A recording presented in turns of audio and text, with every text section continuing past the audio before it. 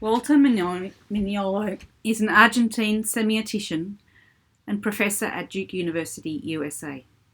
His research and teaching have been preoccupied with understanding and unravelling the historical foundation of the modern colonial world system.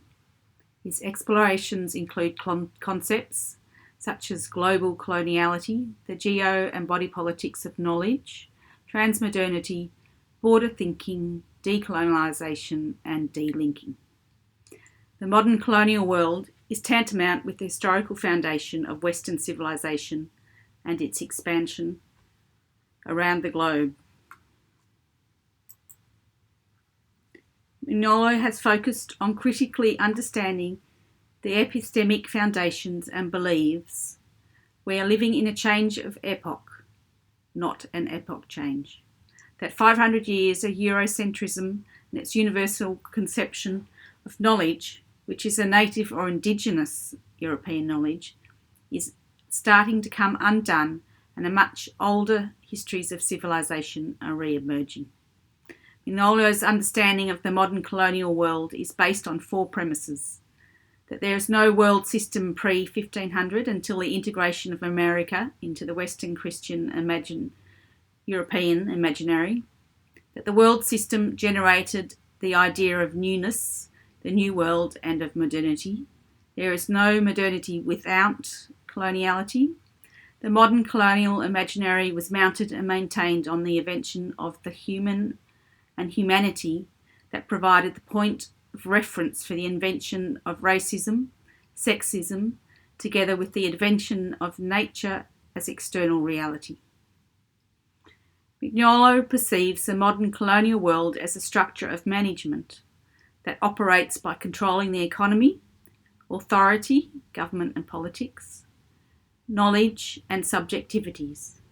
Modern coloniality is understood as a co-constitutive binomial, so that modernity cannot be thought, sensed and experienced without acknowledging its underside coloniality and the accompanying disenfranchisement and cruelty inflicted on its victims. From this perspective, the analysis and caretaking of cultural heritage cannot be done without unpacking ethnocentrism and the epistemic violence of monoculturalism and the imperialist understandings of what constitutes a people's cultural identity. Mignolo advocates epistemic disobedience as the means to delinking from the Western idea of globalism.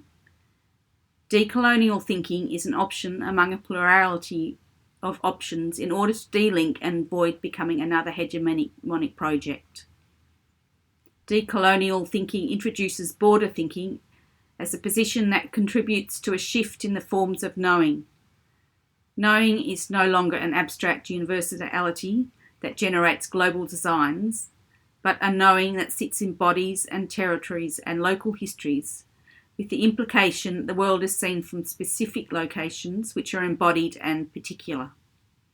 Mignolo's border thinking materialises in images like those Rob showed us yesterday by William Barak and Namatjira. That is, the image materialises out of two disparate loci of being: European visual culture and the legacies of an indigenous culture, a border-dwelling experience.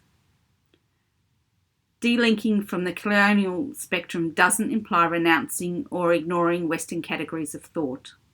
Mignolo, an Argentinian of European descent, is aware that it would not only be absurd but impossible to do so.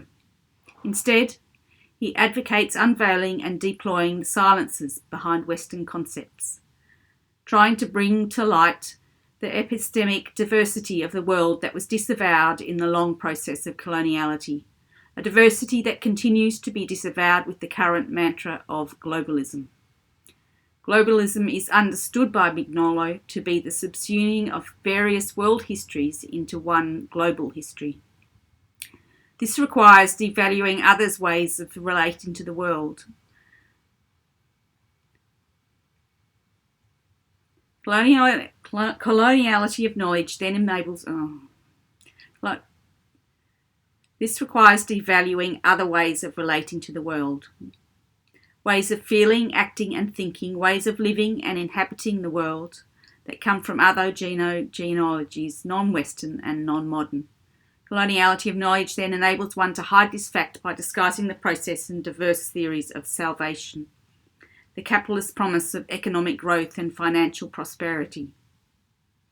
Conservation in its colonial modernist guise promises salvation in the form of preserving material culture, with the embedded belief that materiality is culture rather than a catalyst for living practices. Conservation is a discipline which could be considered a border thinking discipline. The discipline emerged after the First World War and as a result of it, with science as its dominant methodology. As the discipline has evolved, other considerations have come to the fore. The recognition that social as well as scientific constructs are embedded in our knowledge, and that treatment requires affirming the epistemic rights of the devalued. Conservation also draws the knowledge that belongs to other disciplines, with other agendas and methodologies. It appears that there is no right method to solve a conservation problem. The solution often lies in unexpected loci. Associated disciplines offer alternate perspectives, but often it is the materials and methods industry has engineered for the marketplace that provide the reimagined treatment or approach. To navigate and research alternate sources of knowledge requires a state of vulnerability and not knowing, of being open to possibilities outside the discourse that is informed conservation practice. Without abandoning the scientific model, one is required to place oneself in the universe of border thinking. Conservation incorporating border thinking requires the conservative to question our abstract universals, our detached and disembodied ways of knowing. Our assumptions that knowing, the constituents or the apparent function of a cultural artefact is knowing. The assumption of objectivity to generate right science or that materiality needs conserving. To do this, Mignolo advocates a critical self-reflectivity about our privileges, socioeconomic and epistemic, as being built upon colonising and the destitution of others, and the acknowledgement that our own location is a geohistorically situated site of enunciation. A decolonial perspective perceives cultural property not as an object to be acquired, studied, or conserved. It is rather a configuration of embodied knowledge whose existence lies in its own being and historicity. Larger contextual questions need to be asked about cultural property to de-link from colonial narratives. Who are the stakeholders, the institutions and the circumstances, political projects and ethical standing of the people engaged, not only in the creation, transformation and decimation, but also caretaking of cultural knowledge and understanding. Thank you.